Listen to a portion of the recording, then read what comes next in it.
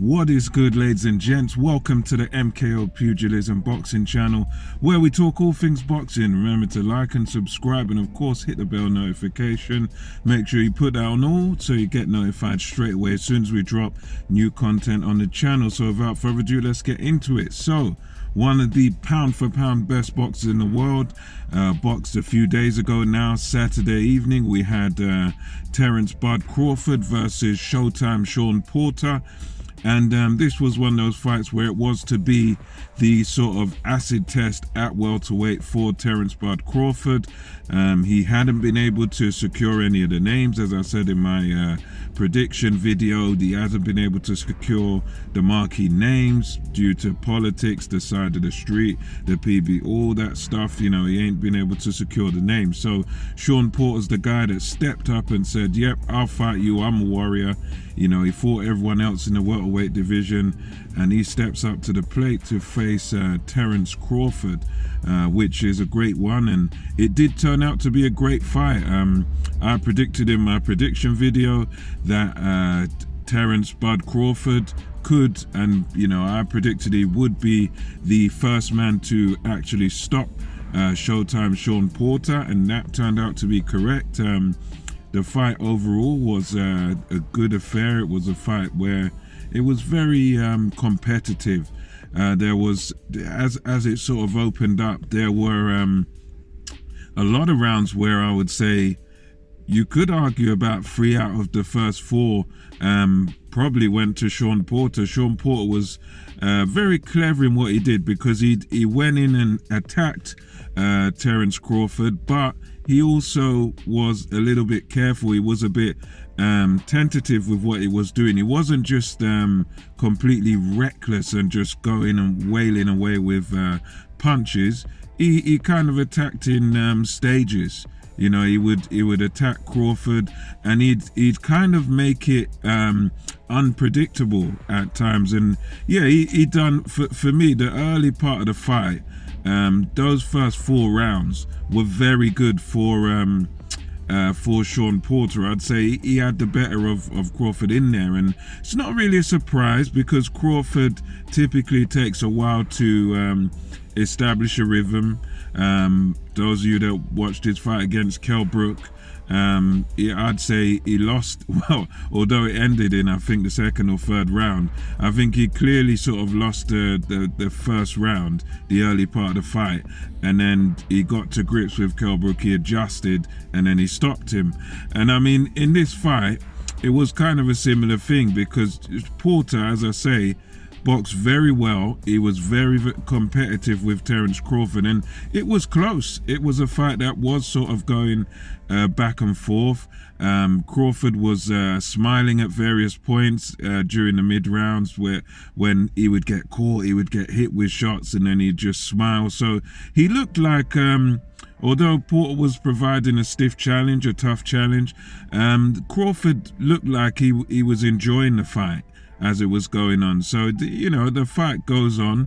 It's very back and forth, and you got the feeling that Crawford kind of needed to find something to sort of stop and slow down Shawn Porter, because Porter was winning his fair share of the rounds. So by the time it got to around sort of round 6 and 7, even the broadcast team, I think some of them had Shawn Porter up, and I think that's fair point, really. Crawford was doing his thing. He was doing a lot of switching of stances.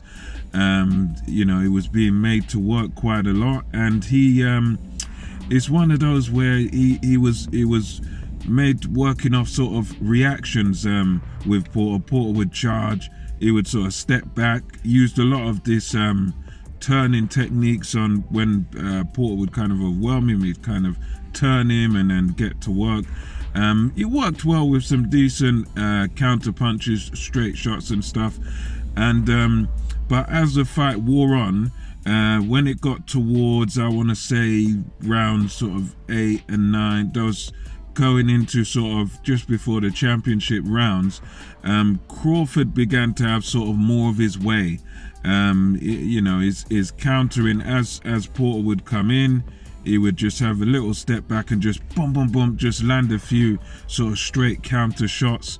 And yeah, he began to sort of, during those rounds 8 and 9, he began to sort of land his counters with more frequency, and it looked like, okay, yeah, now Crawford is sort of coming into his own. So yeah, that sort of stage there, 8 and 9, you could see, right, Crawford is now starting to sort of take over proceedings. And I mean, it was kind of the opposite to the beginning, because the beginning, it was Shawn Porter who looked like there were some times where I'm not sure if Terrence Crawford was hurt, but some of those shots that Porter landed early seemed to sort of hurt him. He seemed to be at least stumbled a little bit. So, but then the latter rounds now, it was the opposite. Crawford's countering, you know, he started coming into his own. He started being that bit more aggressive with what he was doing with his shots, which was good.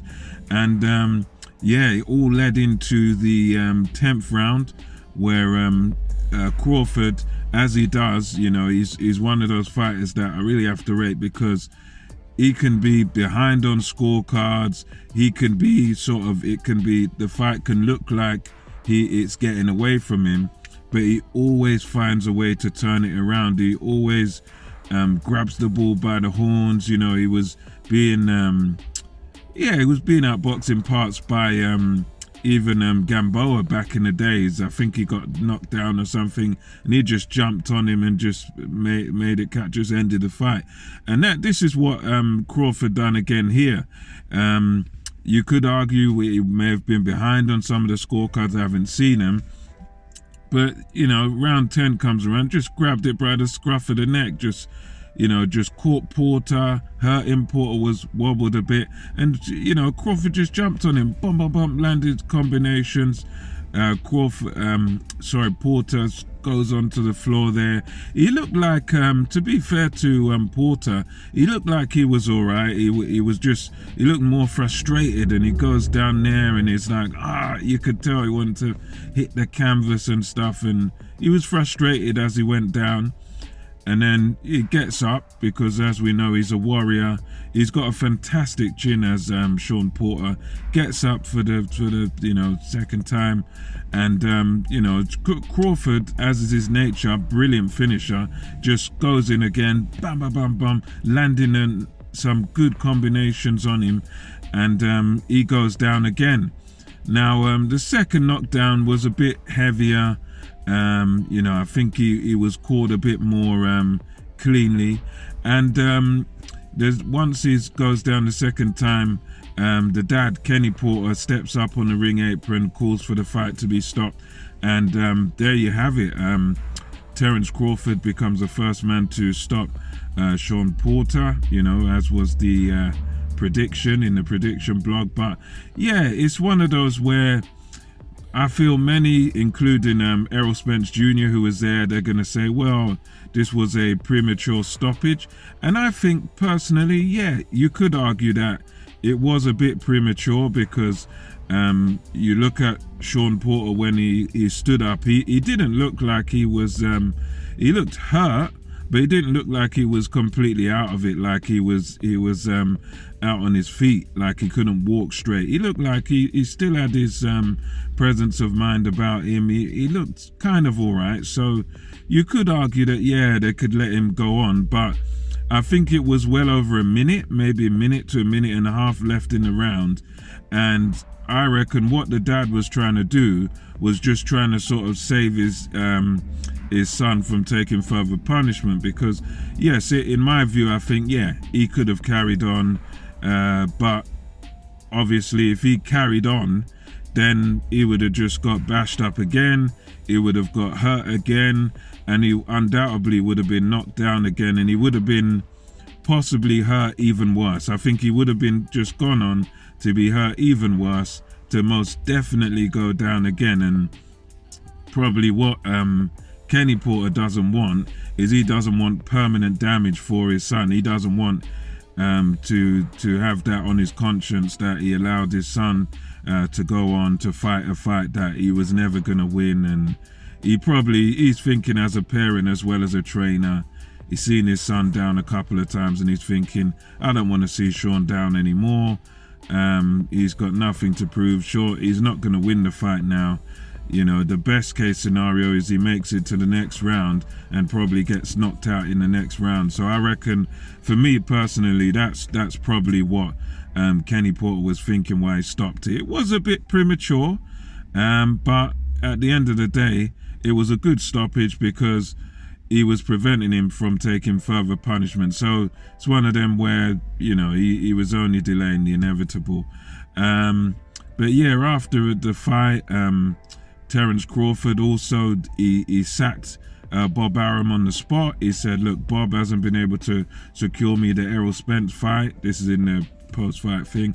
And now we're going to move on. We're going to do our own thing. So my hope for Terrence Crawford is that he does a similar thing to Canelo and sort of becomes his own boss. I hope that what he does is he learns from, okay, he wasn't happy with what Bob Arum does.